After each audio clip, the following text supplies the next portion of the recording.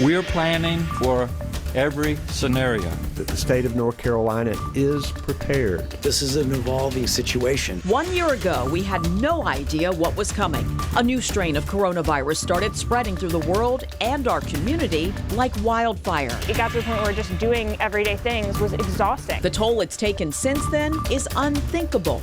None of us could have imagined what was coming. 500,000 American lives lost, millions of people battling symptoms for days, weeks, even months. It just went on forever. One unprecedented year has passed since the virus turned our world upside down. Tonight, we examine how the pandemic has changed and is still changing our lives. And the light at the end of the tunnel. The incredible difference the vaccines are making in some of our most vulnerable communities. We really believe that nursing facilities are well on their way to becoming, very, very safe places.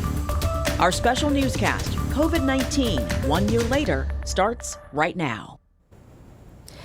It showed up seemingly overnight and left a mark on our lives that will never go away. 1 year ago today, Virginia went into a state of emergency as the COVID-19 pandemic began. This is COVID-19 1 year later. Thanks for watching. I'm Janet Roach. And I'm Nicole Livas. Over the next half hour, we'll reflect on how the virus has changed our lives over the last year.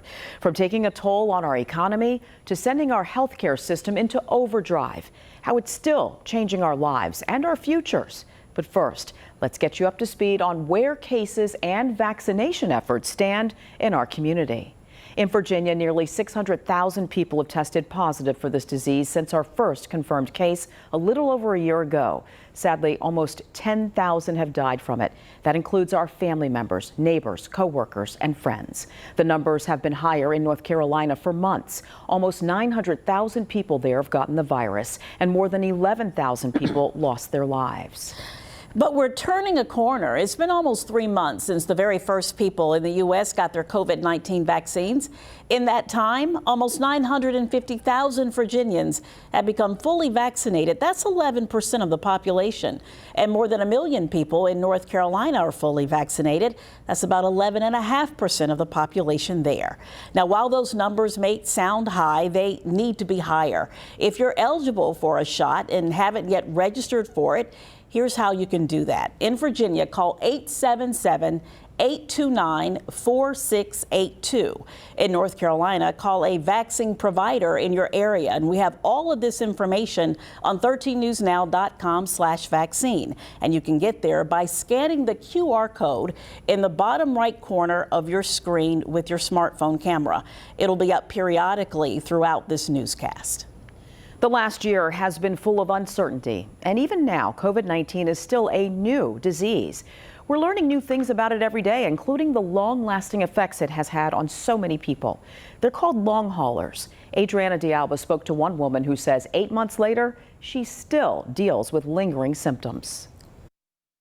It's Megan Riley's passion, photography. The Norfolk woman is typically full of energy, running her business while juggling life as a single mom. But back in July, she became very ill, later finding out she had COVID-19. It got to the point where just doing everyday things was exhausting. It didn't end there. After 8 long months and 5 rounds of antibiotics, every week brings on different symptoms. I was really struggling to inhale and exhale, especially at nighttime. I was winded, I was exhausted, I had weird symptoms. My throat was swelling up. It felt like I had postnasal drip. It just went on forever. I ended up getting checked out at the emergency room. Last month, she says doctors told her she's a COVID long hauler, also known as post-acute COVID-19 syndrome, but they couldn't explain why. Now, the National Institute of Health has launched a new $1 billion study to answer what causes long-term COVID symptoms and who is vulnerable. Dr. Fauci says some studies have shown that up to 30% of patients have reported symptoms that can last up to 9 months after testing positive for COVID-19. There have been times in the last 8 months where I've started to feel better, and then some of the sinus, throat, chest issue will start to sort of seem like it's going to come back again. So it's been a roller coaster. Riley hopes this time she can get back to her normal life for good. In Norfolk, Adriana D'Alba, 13 News Now. For a long time, we heard that COVID-19 wasn't affecting kids like it affects adults. But a recent study found more children may have had the virus than we know. Blood tests of more than 1,600 kids in Mississippi found that 16% of them may have had the virus by September of 2020. Doctors say cases in children might be underreported because they don't usually develop severe symptoms. Usually is the key word there. That wasn't the case for one 6-year-old boy from Newport News. He had COVID and eventually got the related multi-system inflammatory syndrome, and that brought a fever, lack of energy, vomiting, diarrhea, and rashes from head to toe. It looked like a chemical burn, his entire body. He wouldn't move. I was crying because I knew something was wrong with my child. There have been just 42 cases of MIS-C among Virginia children and almost 100,000 COVID cases in kids and teens. One pediatrician we spoke to says we still may not know how many children have been infected. With the December surge that our country is only now recovering from, I bet that number's higher. The study found that the highest infection rates were among Black and Hispanic children. The virus affects adults of color disproportionately as well. Next, remember when store shelves first started looking like this? We had no idea what we were in for then. Coming up, we walk through the progression of the pandemic. And later, protecting the most vulnerable, the impact vaccines have had so far in long-term care facilities.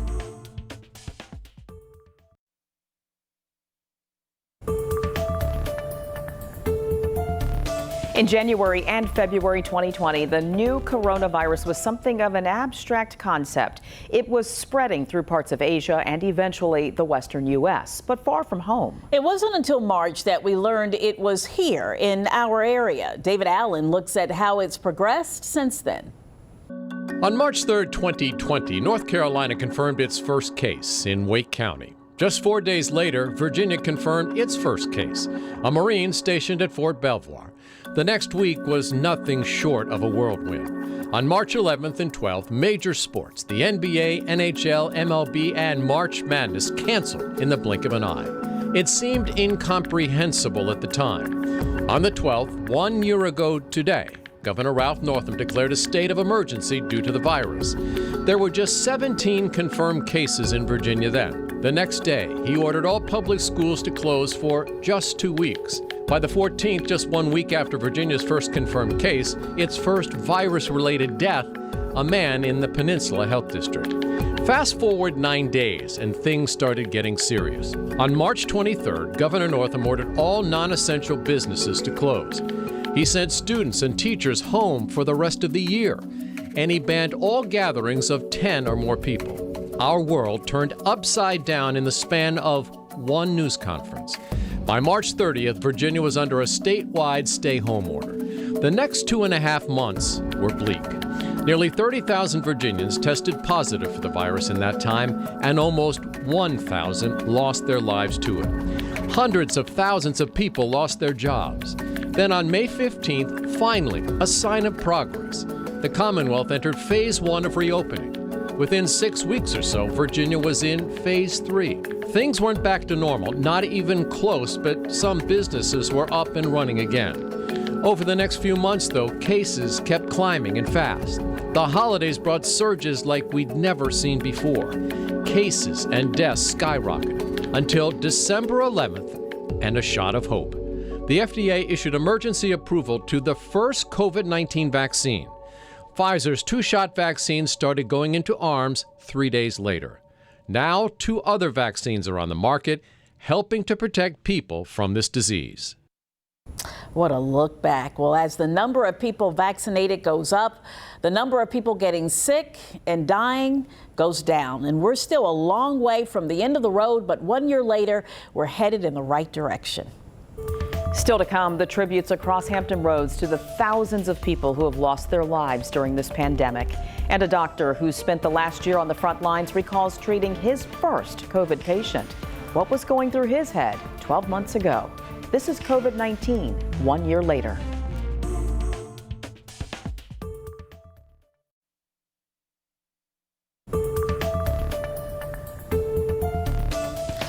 The COVID-19 pandemic has taken an unimaginable toll. More than 530,000 Americans have died from the virus, according to the New York Times. And a new poll shows 1 in 5 people in the U.S. has lost someone close to them. It's hard to wrap your head around. Angela Vargas shows us what one local couple did to bring awareness to those startling numbers. One family is taking flags like this one that you might see driving by and giving them a new meaning to raise awareness of the ongoing COVID-19 pandemic. The memories of the lives lost by the COVID-19 pandemic this year in Virginia will not be forgotten. It starts with 2 farmers in the town of Wakefield, Virginia. And I wanted to do something, quite frankly, to help me think it through and honor the people that are deceased. Amy and Michael Drury and others in the community placed more than 7,000 flags on their blueberry farm so far. We wanted to do something to raise awareness of how serious the situation is and how many Virginians have lost their lives to this. Each flag represents a life lost during the COVID-19 pandemic. The reason we have the multicolored flags is because we wanted to show diversity in a very small way. The people who have died. You know, this virus has affected predominantly people of color. The Drurys say they will keep setting flags on their farm until the COVID-19 numbers go down. They want others to reflect and remember in their own way, too. I'd like to encourage everyone to try to find some way, no matter how small it is, to help. For 13 News Now, I'm Angelo Vargas.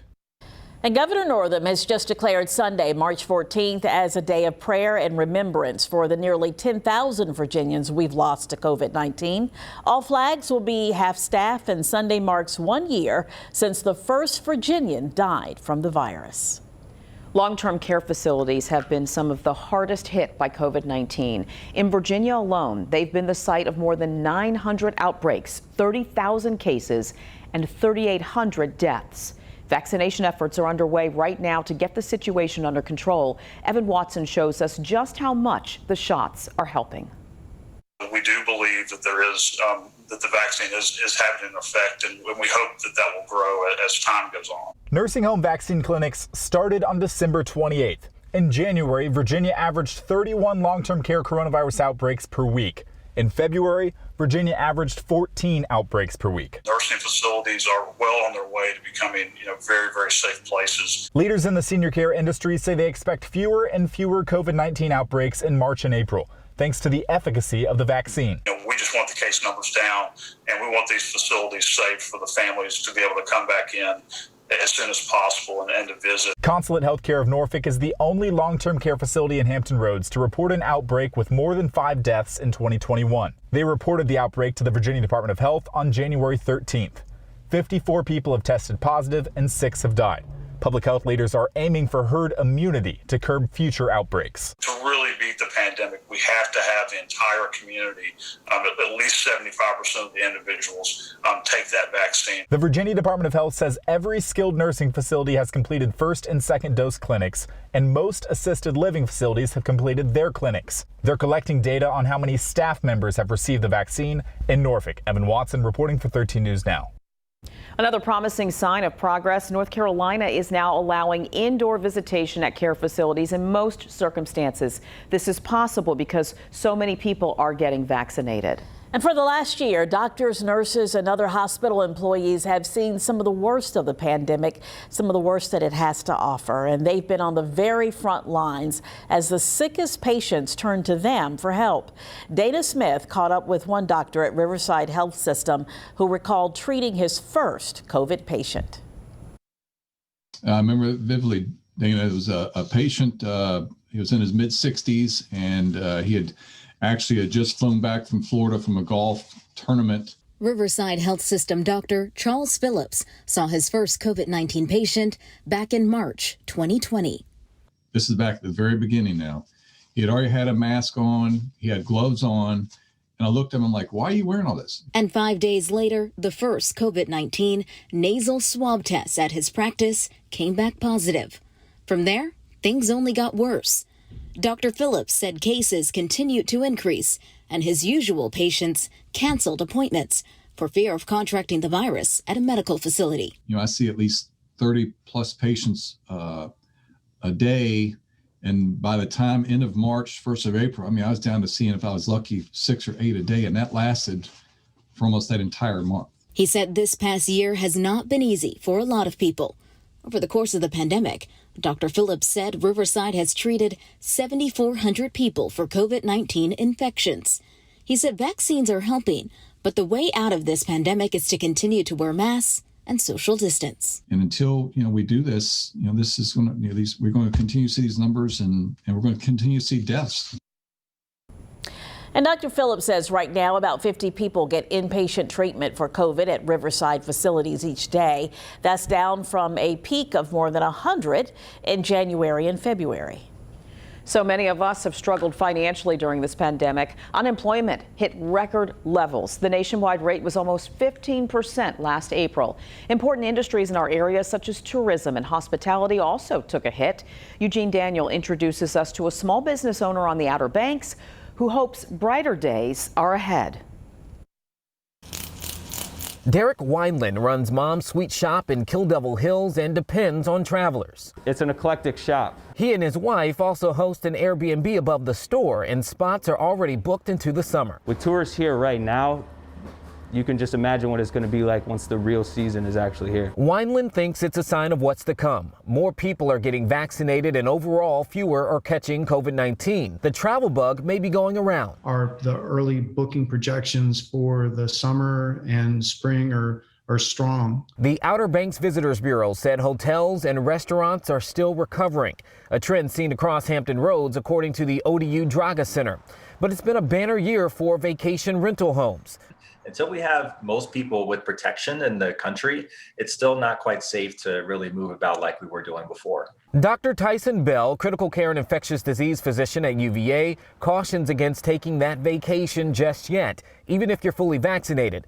He says we still do not know how much the vaccine lowers the risk of infecting others. But it's really important to know that we just aren't quite there yet. Back at the shop, of course, Wineland hopes for more business, but he also wants to get the pandemic behind us. We just want people to feel safe.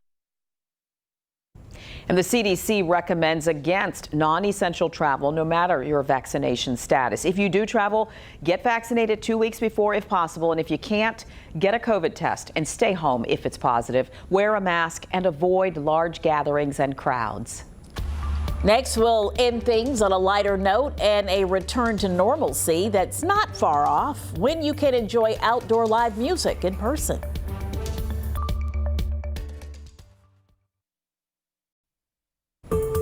One year later, health experts want to hear your experiences from this pandemic. EVMS and Centera Healthcare are part of a virtual study called COVID Smart. It asks how COVID has affected your financial, mental, and emotional health. Your answers will help health leaders address big issues this pandemic exposed.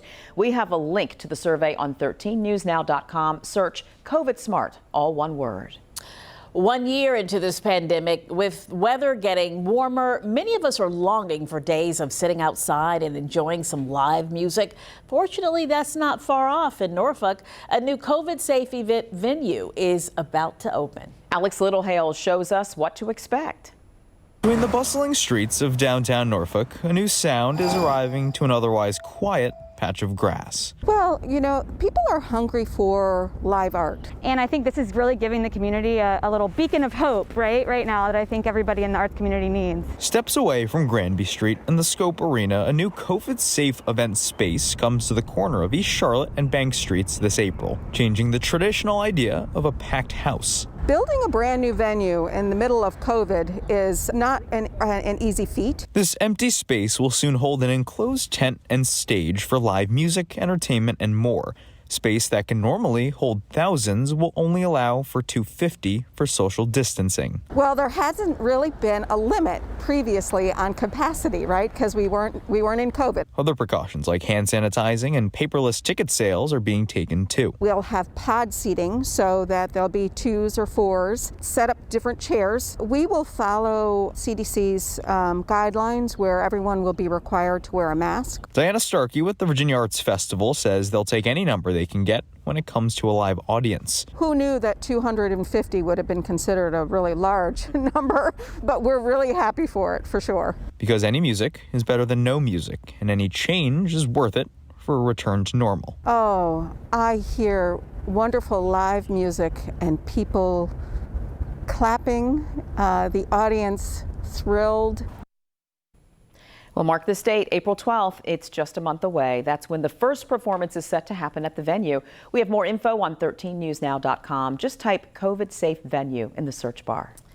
And that'll do it for COVID-19 1 year later. We hope the last half hour has reminded you of how serious the virus is, but also given you hope that we're rounding the corner. Our hearts go out to all of you who have been directly affected by COVID-19. Many of us here are also part of that group. And thank you to all of the frontline workers. Remember, vaccines are becoming more available every day. And if you want one, be patient. Your time is coming. We have resources to help you sign up for your shot on 13newsnow.com/vaccine. And you can also scan the QR code right there at the bottom right corner of your screen. We thank you again for watching.